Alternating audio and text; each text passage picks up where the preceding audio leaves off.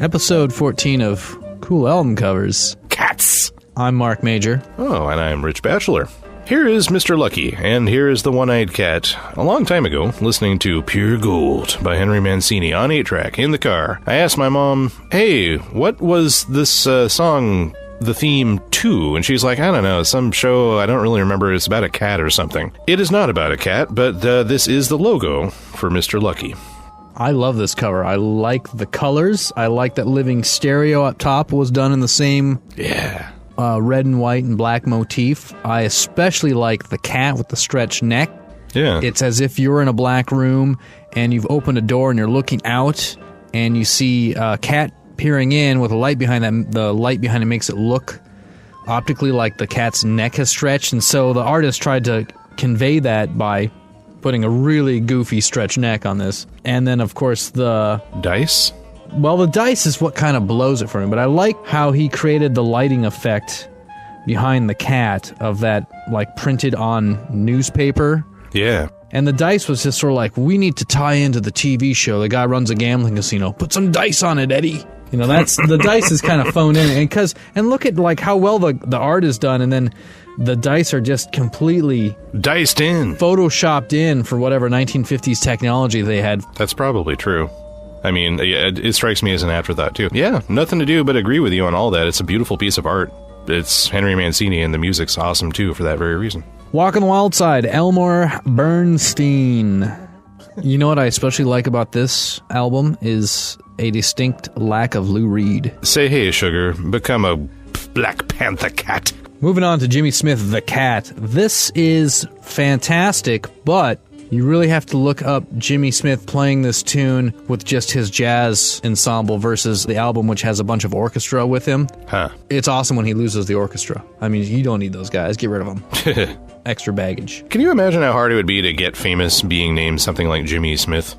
Today, yeah, it'd be really tough. Jim Smith. Yeah, you'd have to, like, put, like, a state in your name or something. Right. Jimmy Saxophone Smith. Jimmy... Well, actually, who is Jimmy Smith? I've never heard of Jimmy Smith. Jimmy Smith is an organ player. Oh. He is the guy who has the album out called Back at the Chicken Shack. Ah. I think some pop band referenced that, calling their album Jimmy's Chicken Shack or something like that. So you like that one, though? You like that album? Yeah, it's just straight up jazz from the 60s. Emphasis on the B3, and he does some great stuff with it, but a lot of times he just plays a lot of 1-4-5 blueses. This cover... The Sweet Life. Yes. Original soundtrack recording. By Amacord Nino Rota, of whom I have had several albums, but I think I got rid of all of them. I had the soundtrack to Satyricon for a while. That is a crazy soundtrack to a crazy movie. Yeah. This is pretty cool, too. There's a lot of great things on here. There's one particular tune that was covered by Combustible Edison. For those of you who came to this... Cadillac. You saw the tag Combustible Edison and came to this page, and you're now listening to this. Here it is. Maybe you're in Combustible Edison, and if so, I'd like to welcome you. I'd like to welcome you, and also, if you're in Combustible Edison, I have pictures of your band that I took in Madison, Wisconsin, circa 1992. I'm holding them hostage. You know how to reach me. For my own particular missive, I'd like to say it's about time you got around to releasing a 4th album. Thank you very much. Signed, Rich Batchelor. Can I put an addendum onto that, just saying you don't need Sub Pop?